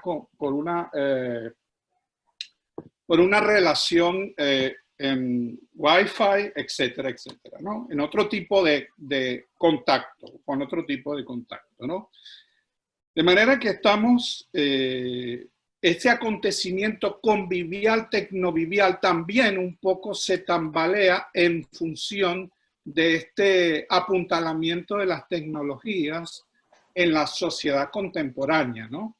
Que hace, me parece que esta mediación va a afectar totalmente el hecho teatral. Y no quiero ser pesimista, es decir, yo quiero volver a este recurso del teatro con el espectador encima, pero no me imagino, sí, cuando digo no me lo imagino porque todavía no lo he experimentado, lo voy a experimentar, pero no me imagino esa relación con una sala que está a la mitad y que tiene butacas vacías de por medio. Esas otras figuras virtuales que van a estar allí presentes, pero que en realidad no lo están. Entonces, ahí hay tres conceptos que quiero apuntar y que creo que van hacia la segunda pregunta. El problema de la experiencia. Si estamos ante el fin de la socialidad o de una socialidad, y vamos hacia otra por lo menos, estamos ante el fin de la experiencia. O sea, la experiencia carece de sentido. En el medio virtual carece de sentido. Porque al final cada uno de nosotros se va con su propia cosa y estamos en otro lugar distinto. Y este contacto se extravía. Por un lado, el fin de la experiencia, el fin de la figura del actor que actúa, que representa. Ya no hay nada que representar porque todo está en el marco de la representación. Y no estoy hablando allí de este actor que piensa la verdad o no la verdad, estoy hablando de la representación en este sentido del concepto. Y de esa relación de cuerpos que hay entre espectador-actor. Porque lo convivial supone, y la actuación supone, una cercanía, un contacto. Entonces hay un desplazamiento de los contactos, ¿no? Y por eso, digamos, el retardamiento en el fútbol, ¿cómo van a jugar fútbol? ¿No? O acaba de ocurrir la Champions League, ¿no? Sin ni un solo espectador en los estadios de fútbol. Entonces, ¿cómo se emocionan esos jugadores? ¿Cómo construyen esa metáfora de la escena del juego de fútbol, donde el espectador era un elemento fundamental como en el teatro, sin los hinchas, sin los espectadores, sin los fanáticos, ¿sí? Y lo mismo en el teatro. Y luego, bueno, hay muchas cosas más, ¿no? Quiero, si tengo 2 minutitos, 2 cosas más porque no quiero extenderme mucho. Aquí está este libro, que que por cierto, con el que habíamos pensado, ya había hablado con Jorge, el próximo Congreso de Teatralidad Antiteatralidad, el tema es el cuerpo del espectador. Precisamente porque lo vamos a dedicar al espectador por lo de la Escuela de Espectadores, aquí en Polonia, por el trabajo que ha desarrollado Jorge. Este es un texto de Jean-Marie Pradier, que en polaco se titula, o lo tradujeron como El cuerpo del espectador, escenología de las artes, bueno, de los espectadores. Es muy bello la palabra espectador en polaco porque es como los que miran, los veedores, ¿no? Los que están mirando el mundo. Pero el libro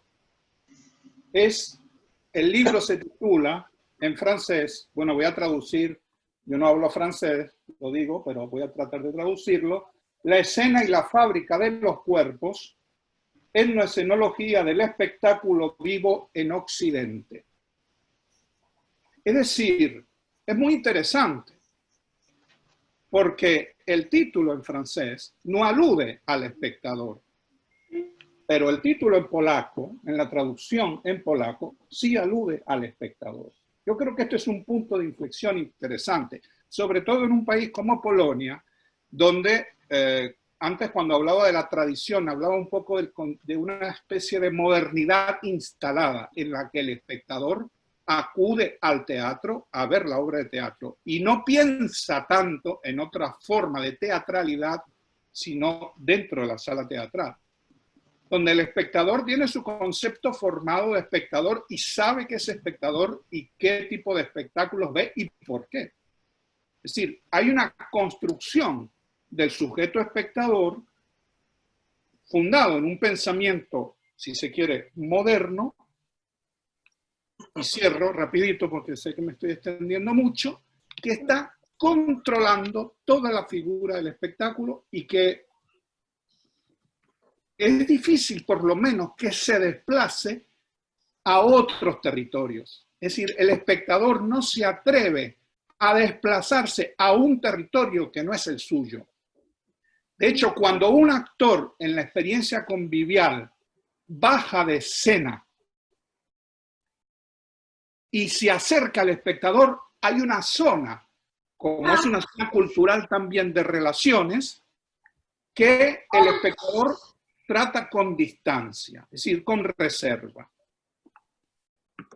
Los exámenes, y cierro, los exámenes de las escuelas de teatro en Polonia, estos últimos exámenes, cada año se hacen exámenes para ingresar, escuela de dirección, escuela de actuación, etcétera, etcétera, etcétera, fueron todos hechos a través de Zoom.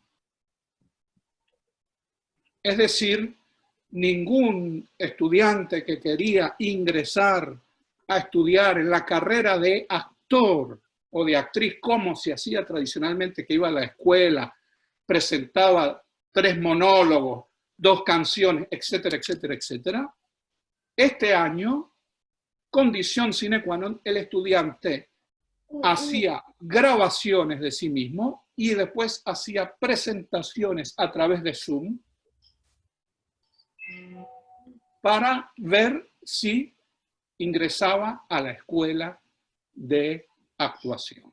Así que supone que estamos levemente orientados hacia un nuevo modelo de enseñanza del actor y hacia cada vez más una pérdida de esta figura del actor, de ese gran actor de la escena teatral o sobre la escena teatral, ¿no? Cosa que, por supuesto, no me piace a mí, ¿no? Es decir, claro, sí, yo no acepto esta realidad tecnovivial, pero pienso que nosotros tenemos la obligación de pensarla con todas las vicisitudes que todos hemos mencionado, con las vicisitudes de las realidades de nuestros países, las dificultades, etcétera, etcétera, etcétera. Con las diferencias, con los accesos a la tecnología. Bueno, y quedaron muchas cosas más, pero no quiero tampoco abrazar el tiempo de los otros, ¿no? Gracias, Carlos. Ahí tenemos a Encinas que tiene una reunión con el ministerio, así que, bueno, como para que cierre, se despida. Encinas. Muchas gracias, Malena. Yo voy a tener que partir en 2 minutos. Mil disculpas, una de las reuniones más estimulantes que he tenido sobre estos temas en todo lo que va de la pandemia y quizá en un tiempo mucho más amplio que eso. Pero sí quisiera solamente agregar, utilizando una de las últimas palabras que ha comentado Carlos, que es nuestras diferencias, ¿no? Yo estoy aprendiendo, por ejemplo, de esas diferencias con los contextos, ¿no? Aunque la misma pandemia nos ha atacado a todos, creo que es el mismo virus, sepa más, sepa menos, ese es el mismo virus. Sin embargo, las suertes de cada población, las suertes de cada nación pueden tener matices suficientemente diferentes, ¿no? Eso lo quiero decir porque nos debe recordar que más que por el virus mismo, es por las necropolíticas que se combinan con esta fatalidad y hacen mucho más vulnerable a nuestras poblaciones. Eso está clarísimo. Por ejemplo, a diferencia de lo que María Esther planteaba, aquí en Perú no podríamos decir que hay toda una industria del tecnomedial o tecnovivial o del teatro por streaming, pero sí, digamos, en número debemos tener ya una treintena, quizás más de una treintena de productos creados, concebidos, montados, producidos y transmitidos específicamente para las plataformas actuales, ¿no? Entonces las plataformas actuales toman una relevancia enorme y se convierten en nuestra posibilidad y también en nuestra limitación, ¿no? Y lo que hemos dicho siempre respecto al lenguaje, ¿no? Desde el punto de vista wittgensteiniano, ¿no? Qué interesante eso, da para mucho más que pensar, pero solo quiero elegir una cuestión final, por lo menos de mi parte. Yo sé que esto en algún momento va a estar disponible, voy a entrar a volverlos a escuchar a todos, a sentirme estimulado con lo que han dicho y con lo que van a decir seguro después de que yo tenga que partir, pero quiero agregar que lo que yo he intentado decir es que no estoy seguro, por supuesto, la futurología no es mi campo, ¿no? Ni pretendo que sea, pero quiero pensar en que hay una posibilidad, solo una posibilidad, de que si es que los creadores consiguen desarrollar mayor, digamos, eficacia, aunque eso suena muy productivista, ¿no? Y casi producto de un lenguaje corporativo, pero estoy hablando de eficacia en tanto la capacidad de conectar con el otro, ¿ok? Si consiguen generar acontecimiento, si consiguen generar una experiencia intersubjetiva con el otro a través de las posibilidades y limitaciones de una pantalla, entonces seguramente el espectador, los espectadores, las espectadoras van a elegir seguir consumiéndole. Es su derecho también. Si eso sucede, yo le veo posibilidad, casi, esto es un ejercicio quizá más combinado con mi deseo. No porque sea un hincha del teatro vía plataformas, sino porque lo respeto como una manera, como una estrategia que les ha permitido sobrevivir profesionalmente a un grupo importante de teatristas en este país y en muchos otros más. Entonces, eso, ¿ya? Yo estoy muy complacido de haber participado. Me tengo que retirar con mucha pena y con vergüenza, pero les pido que me comprendan en que en la chamba me están llamando, ¿sí? Un súper abrazo y ojalá esta conversación continúe, se reedite, podamos seguir conversando. Me acerqué un ratito a ver, hay unas preguntas realmente riquísimas en el chat. Pues nada, eso. Y si la seguimos aquí mismo en el espacio de la Escuela de Espectadores de Santa Fe, o si no, organizado por la de Lima, como ustedes gusten, ¿sí? Les dejo un abrazo desde Lima, ¿sí? Cuídense Muchísimas mucho. gracias, Encinas. Muchísimas gracias. Gracias, Percy. Bueno, José.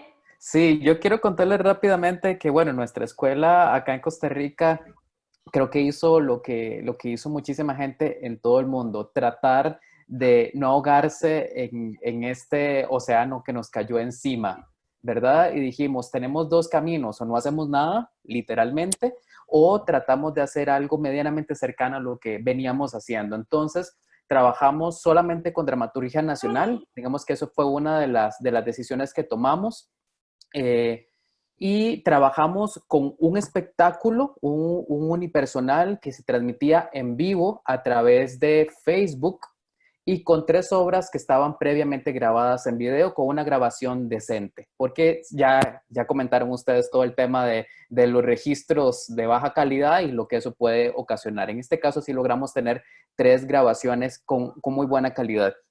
Y entonces fue interesante porque esta transmisión que se hacía en vivo, este espectáculo unipersonal, fue de los primeros que por lo menos yo me enteré que comenzaron a hacer este tipo de experiencias por una gran necesidad, y eso tiene que ver con lo que acaba de decir Percy, es la sensación de este compañero, de su pequeña compañía, de decir, no tengo trabajo, la posibilidad de tener un ingreso con esto que yo hago, con mi profesión, no se ve cercana en el tiempo, y esto estamos hablando de mayo, más o menos. Entonces simplemente dijo, bueno, yo tengo un espectáculo que soy solo yo, lo puedo hacer en la sala de mi casa con todas las dificultades que eso implica. La mala iluminación, un mal sonido para la transmisión, el registro se hacía a través de su teléfono celular, con una calidad de internet regular que podía ir y venir, ¿verdad? Con todos esos aspectos, con ese espectáculo trabajamos. Y tuvo muy buena acogida, por suerte, y eso además uno de los objetivos era cómo también nosotros desde la escuela le podemos ayudar a este colega a que tenga esos ingresos que no está pudiendo tener por sí mismo, ¿verdad? Por otra parte, con nosotros 3 espectáculos grabados en vivo, pregrabados, pues también tuvimos muy buena suerte. ¿Y cuál es la diferencia que dijimos que vale la pena tomar en cuenta para el futuro? Tuvimos mayor presencia o mayor participación en las transmisiones por Zoom o por estas charlas que tuvimos, que cuando lo hacíamos de manera presencial. Nuestra escuela es muy joven, nuestra escuela lleva 4 años y ha tenido una evolución constante cada año para ir precisamente entendiendo cómo se ajusta al modelo o a los modelos múltiples de teatro en Costa Rica. Y eso inscrito además en una lógica institucional del Centro Cultural de España en nuestro país. Entonces, tuvimos una gran recepción en relación a cuando lo hacíamos presencial. Lo más interesante también es que en las 4 sesiones tuvimos presencia de compañeros y compañeras del Salvador. Entonces, ahí esas fronteras de la interacción se rompieron por completo, y fue muy interesante trasladar la dramaturgia costarricense hasta El Salvador para poder también tener la realimentación de estos colegas centroamericanos con respecto a una dramaturgia que no conocían, a pesar de estar a 1 hora en un vuelo, ¿verdad? Y por otro lado, creo que una de las también cosas positivas que tuvimos fue que la gente se animaba a participar un poco más que cuando lo hacíamos en vivo, ¿verdad? Creo que también esto, ahora hago la relación como si la pantalla fuera esta 4ª pared, ¿verdad? Que tenemos los actores en los que nos permite estar protegidos, también le hace que los espectadores o la gente que participaba en nuestras sesiones se sintiera muy protegida de poder compartir de manera escrita sus felicitaciones, sus comentarios, sus consultas, y no tener que tomar un micrófono, dirigirse directamente al artista, y eso establece otra relación. No la voy a calificar, simplemente es otro tipo de relación, pero nos permitió de alguna manera acercarnos a otra lógica de encuentro o a otra lógica de intercambio. Creo que a nosotros también nos sentimos muy orgullosos porque desafortunadamente la reacción del Ministerio de Cultura en nuestro país fue una reacción bastante tardía. Para algunos compañeros del sector lo sigue siendo. Hoy día, por ejemplo, el Ministerio se establece transmisiones en vivo de diferentes espectáculos desde el Teatro Nacional. teatro no, o teatro de pequeño formato se puede hacer, pero es muy complejo, todo el resto de teatros están cerrados, y entonces dijimos, bueno, seguimos acercando al teatro a la gente que le gusta el teatro, y lo hicimos en un momento bastante adecuado, ¿verdad? Todavía la pandemia llevaba, si acaso, unos 3 meses, todavía seguía siendo un gran signo de pregunta para todos, y bueno, logramos reaccionar de esa manera. Yo creo que también hay un tema que se relaciona con lo que planteaba Malena sobre, bueno, cuál es el rol de la escuela. Y para mí es un poco difícil todavía decir cuál va a ser el rol de la escuela, porque evidentemente no lo decido yo, va a ser una cosa que podamos decidir de manera más colectiva, pero lo más preocupante es cómo establecer un rol de algo con respecto a una incertidumbre tan grande como la que vivimos, ¿verdad? Si supiéramos que la pandemia se acaba el 1 de septiembre, ahí podemos reestablecer, repensar, reestructurar nuestra función como escuela. Pero no lo podemos hacer, por lo menos yo veo muy complicado hacer eso. Lo que sí creo que podemos hacer es entender que una vez que volvamos a algo similar a lo que vivíamos antes, con el nombre que tenga, vamos a tener la obligación de ajustar todas nuestras formas pedagógicas a diferentes modos, a diferentes maneras. Antes podíamos pensar la escuela como la lógica de hay un espectáculo teatral, la gente va a ver ese espectáculo teatral y después nos juntamos en un espacio físico y conversamos sobre espectáculo. Ese es un modo, pero bueno, con base en nuestra experiencia y, por ejemplo, tomando como referencia a los compañeros de El Salvador, bueno, ¿por qué no podemos seguir haciendo lo presencial y además esta transmisión, que ojo, nosotros lo veníamos haciendo desde antes de la pandemia, estas transmisiones por Facebook de las sesiones de la Escuela de Espectadores, pero ya pensado ya establecido y pensado precisamente para ese público que nunca va a llegar de manera presencial a nuestro espacio, pero que sí quiere seguir. Entonces yo creo que la escuela debe leer constantemente el contexto, debe estar muy pendiente de lo que está pasando en cada territorio, debe estar muy pendiente de lo que también va generando la demanda del sector teatral y la realidad que vive el sector teatral, ¿verdad? Sea con espectáculos en vivo o no, e ir adecuándose a esas realidades precisamente porque va a haber tanto espectadores para el espectáculo convivial y va a haber espectadores para el espectáculo tecnovivial, y por qué no, tenemos que seguir trabajando pues con cada una de estas poblaciones, porque al final de cuentas nos interesa generar muchísimo más conocimiento en todo tipo de espectador. Muchísimas gracias, José. Muchas gracias. Bueno, Jorge, como para cerrar, porque la verdad que se nos hizo súper corto, son las 5 menos 10. Se pasó increíble, volando. Es como para hacer otro encuentro más. Yo nada más decir que lo que nosotros sugerimos en la escuela a través de un Facebook, estamos conectados a través de Facebook desde hace más de 150 días, fundamentalmente es, digamos, pluralismo, ¿no? Pluralismo, es decir, poder relacionarse con espectáculos muy distintos, que es lo mismo que ya hacíamos de manera presencial, ¿no? Íbamos a ver desde teatro de calle, títeres, ópera, ¿no? Pluralismo, pluriverso, digamos, ¿no? Esta idea de diversidad. En segundo lugar, tener, sí, desde una base anclada en la filosofía, epistemologías específicas, ¿no? Es decir, no es lo mismo pensar un cuerpo viviente en reunión con otro cuerpo que pensar la transmisión de una imagen por streaming, por ejemplo. En tercer lugar, digamos, tratar de observar la disponibilidad de los artistas, por ejemplo, viendo cómo trabaja Luis Machín en el cine, cómo trabaja en un streaming y cómo recordamos haberlo visto en el trabajo convivial, es decir, lo que llamaríamos la formación y la caja de herramientas del artista, valorar enormemente esa disponibilidad del artista que puede estar haciendo un montón de cosas y, como decían los compañeros y María Esther, digamos, esa disponibilidad favorece su salida laboral en situaciones como esta. Yo pienso que es uno de los grandes aprendizajes, ¿no?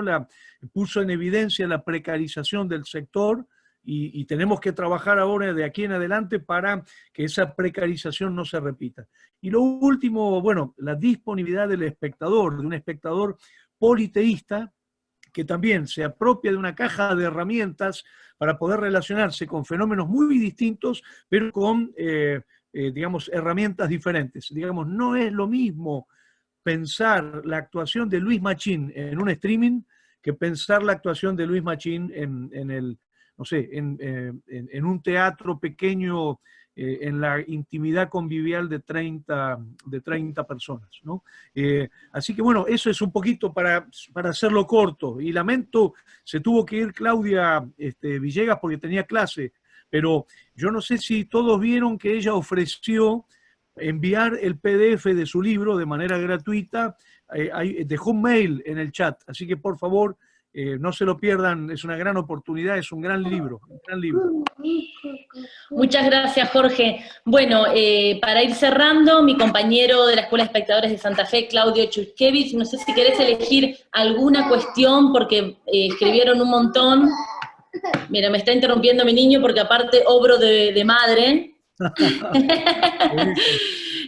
Mirá, Vale, estoy maravillado y quiero expresar tanto a María Esther Burgueño como a Carlos Dimeo, a Percy Encinas y a José Montero Peña, como a nuestro maestro Jorge Dubati, una gratitud eterna por enseñarnos a aprender, ayudándonos a pensar lo que no podemos evitar cuestionarnos tanto en la vida como en el hecho teatral.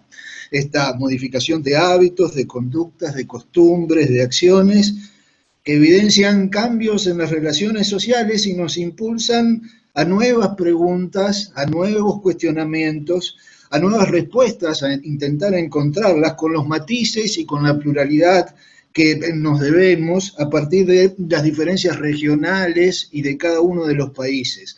Entre tantas preguntas que estimularon también la posibilidad de pensar, rescato esto de todos los participantes del chat, una de Rick, porque aborda tres aspectos en una misma pregunta. Dice Rick y se pregunta, desde lo actoral, ¿el actor debería prepararse simbólicamente a otra expectación? Desde el espectador, ¿debería prepararse simbólicamente para otra actuación? Y aún más, perdón porque justo se me corrió el chat. Discúlpenme, pero van subiendo los mensajes y se me pierden por ahí. Y la última parte, por otra parte, el acceso a la conectividad, me cuestiono, ¿es tan limitante como la entrada que cuesta pagar para entrar a una sala? Y por último, abriendo otra forma de cuestionarme en las investigaciones de los por qué, la movilidad del espectador teatral debería ser un tesoro a recuperar en el futuro inmediato. 3, 4 preguntas que me parecen de algún modo engloban tantas aristas que se fueron surgiendo también en el chat. Qué bueno, buenísimo. Muchísimas gracias, Claudio. Hay un gran tema que creo que nos debemos, que tiene que ver con, que surgió entre los disertantes, que tiene que ver con el cuerpo virtual, el cuerpo. O sea, ¿qué es este cuerpo, no? ¿Qué pasa con el cuerpo? ¿Qué pasa con este sistema perceptivo, tanto en una experiencia como en otra? Bueno, se nos hizo corto, Jorge. Sí, tremendo. Yo estoy tratando de guardar el chat en este momento, porque ahí me nos parece están pidiendo, muy valioso, sí. muy valioso. Buenísimo. Bueno, me parece que quizás ameritaría que tengamos un segundo encuentro para seguir pensando estas cuestiones, Male. Cómo no, yo nada más agradecerle a todos los compañeros y compañeras de las escuelas de espectadores que nos hemos reunido hoy, ¿no? Y decir que va a estar colgado a partir de mañana digamos, en la página del Centro Cultural Paco Urondo, donde funciona la Escuela de Espectadores de Santa Fe, y en la página del Instituto de Artes del Espectáculo de la UBA. Así que ahí se puede volver a ver tranquilamente. Y vamos a ver cómo nos ingeniamos para colgar el chat también. Bueno, muchísimas gracias a todos, muchísimas gracias por la intervención, unos aportes muy valiosos de nuestros disertantes. Muchas gracias, José, Carlos, Percy, Esther, por estas enseñanzas, para habilitarnos a poder seguir preguntándonos cosas. Y bueno, esta actividad es la inaugural de esta red internacional de escuelas de espectadores. Se armó una red y está buenísimo poder continuarla. Hubo muchísimos alumnos y participantes de diferentes escuelas, así que esperemos que continúe, que, bueno, no hay mal que por bien no venga, que podamos, no nos conocíamos y a partir de esto poder, de este tecnovivio, sacarle provecho y poder seguir creando estos encuentros, así que nos despedimos acá con el baby. Muchísimas gracias, muy agradecidos desde la Escuela de Espectadores de Santa Fe, y nos vemos en la próxima. Hay pedido de la segunda, así que de esta problemática del espectador, así que bueno, lo tendremos en cuenta para este ciclo de charlas. Muchas gracias. Gracias a ustedes. Gracias. Muchas gracias, gracias. Gracias, Muy amables. gracias. Nos vemos la próxima. Un abrazo. Gracias Gladys, gracias Chuca, gracias Male, un abrazo. Placer, como siempre. Gracias, gracias. Chao, Carlos. Chao, chao, María Esther, cuídate. Chao. José, gracias, encantado. Gracias igualmente, hasta luego. Chao, Y gracias Pérez, que por pasen toda bien. la participación.